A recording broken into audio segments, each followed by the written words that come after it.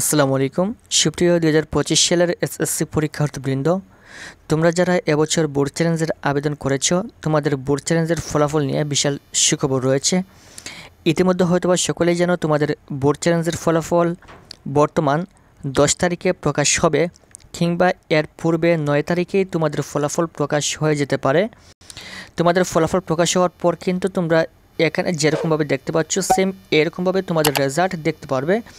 এখান থেকে প্রথমে থাকবে তোমার centre code, roll number, subject code, previous GPA অর্থাৎ তোমার পূর্বের জিপিএ দেওয়া থাকবে। এরপর রেজাল্ট পরিবর্তন হওয়ার পর যে জিপিএটা সেই জিপিএ দেওয়া থাকবে এবং ডান পাশে লেখা থাকবে চেঞ্জ হয়েছে কিনা। এখানে অসংখ্য স্টুডেন্টের রেজাল্ট কিন্তু এবছর পরিবর্তন হবে। এবছর সবচেয়ে বেশি পরিমাণ প্রায় 7 লক্ষ স্টুডেন্ট বোর্ড চ্যালেঞ্জের আবেদন করেছে, যেখানে 17 লক্ষ খাতা বোর্ড চ্যালেঞ্জে দেওয়া হয়েছে বিভিন্ন সাবজেক্টে। এখানে দেখেন একজন স্টুডেন্ট এফ ছিল, যেখান থেকে তার ডি চলে আসছে। এখানে দেখেন একজন স্টুডেন্টের এফ ছিল, এফ থেকে কিন্তু সি চলে আসছে, এটা হচ্ছে 110 সম্ভবত গণিতে এফ থেকে ডি চলে আসছে। এখানে 109 বিষয় কোড, এফ থেকে ডি চলে আসছে। এখানে এ থেকে এ প্লাস, তারপর এ মাইনাস থেকে এ। অসংখ্য স্টুডেন্টের রেজাল্ট কিন্তু এখানে পরিবর্তন হয়। এটা গত বছরের 2024 সালের কিন্তু রেজাল্টটা দেখানো হচ্ছে। এখানে এফ থেকে বি চলে আসছে, এখানে এফ থেকে ডি চলে আসছে। এরকম কিন্তু তোমাদের এবছর পরীক্ষার রেজাল্ট খুব বেশি পরিবর্তন হবে। অসংখ্য স্টুডেন্টের রেজাল্ট এবছর পরিবর্তন হবে।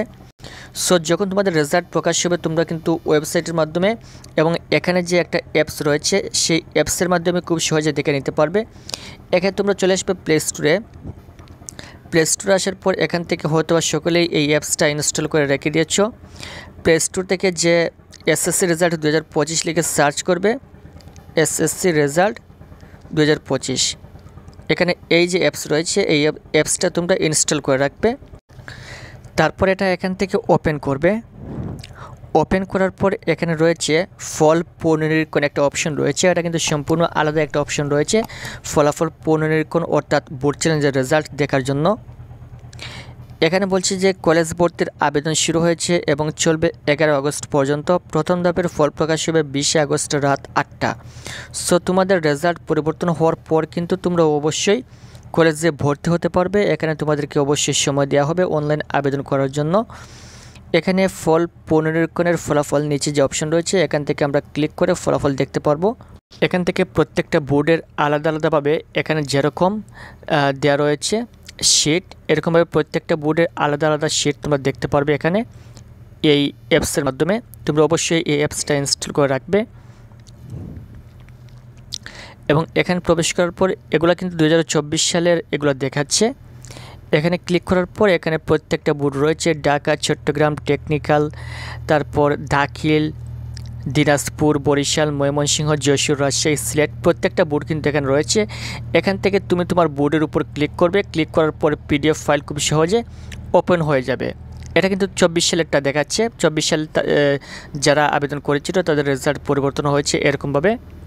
এখানে দেখেন অসংখ্য স্টুডেন্টের রেজাল্ট কিন্তু এফ থেকে পরিবর্তন হয়ে পাস চলে আসছে।